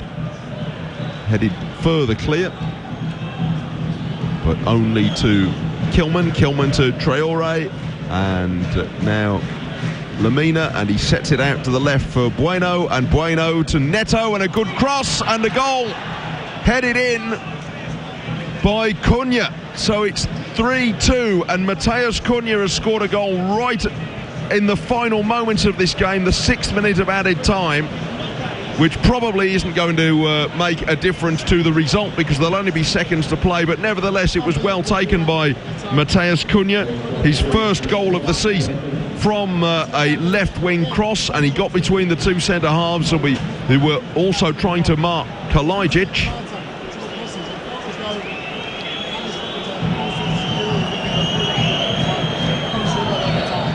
Well, there are only seconds left, but Wolves have scored to make it 3-2. Matheus Cunha, and it was well finished. Cunha and Sasha Kalajdzic attacked the space between the two centre-halves to get on the end of a left-wing cross steered in by Hugo Bueno, and Cunha headed in his first goal of the season. That was after 5.5 minutes of added time. The minimum 6 were indicated, and that is the end of the game now, as there were only about 30 seconds to play after the resumption. So Wolves are defeated here by 3-2. The goals from Hwang and Cunha, not enough. All the goals came in the second half. Wolves had a tight grip on this game for the first 55 minutes, but gradually, like two arm wrestlers, going at it, Crystal Palace managed to slowly wrench control of this match. The opening goal on 56 minutes from Edouard cracked the game open.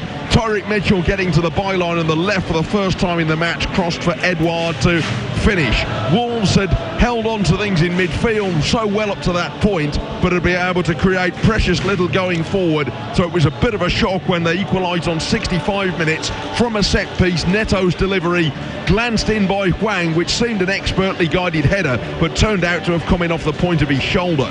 At 1-1, Wolves tried to mix it, but Palace introduced the giant Jean-Philippe Mateta, and he contributed to their 2 goals that won the game in 6 minutes. Firstly, knocking the ball down, got there before Kilman to knock it down for Eza to finish on 78, and then supplying with Edouard in a neat return pass with his heel to put Edouard into score on 84 minutes. Cunha's late header in the end made no difference, and Wolves, beaten for the 3rd time in the first 4 games, lose here at Selhurst by 3-2, Steve.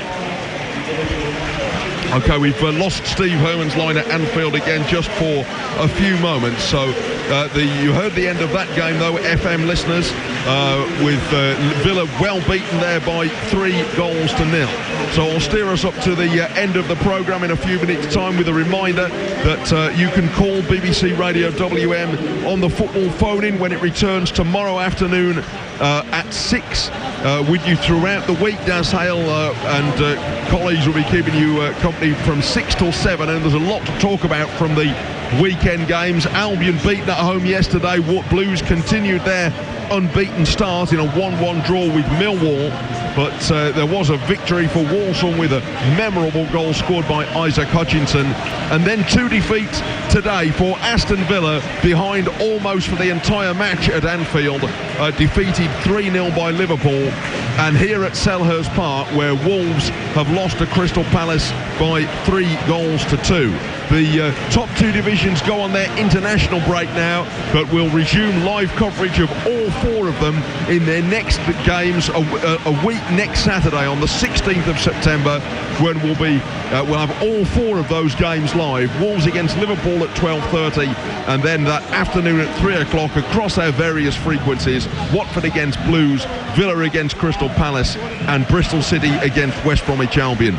In the meantime, though, we'll be following Walsall next Saturday. Walsall away at Salford. That will be a live game and will feature a couple of non-league games as well. There's also more live sport from BBC Radio WM in the meantime as the cricket season continues. Warwick is still looking for a high finish in the county championship, and we'll have updates on the radio and commentary online from all their remaining county championship games. They've started one today at the Oval against Surrey. The commentary continues on that for the rest of the afternoon through the BBC Sport website. But the latest from there is that Warwickshire, having put Surrey into bat, Surrey 247 for 4 in their first innings, so having the best of the day despite 2 wickets for Ed Barnard. So that continues for the remainder of the day and throughout the next 3 days on BBC Radio WM Sport Online through the BBC Sport website. We'll also have updates in our sport bulletins throughout the week, but the final scores this afternoon in the Premier League: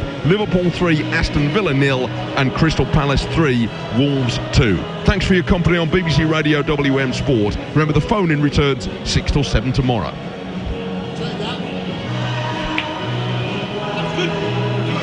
No problem.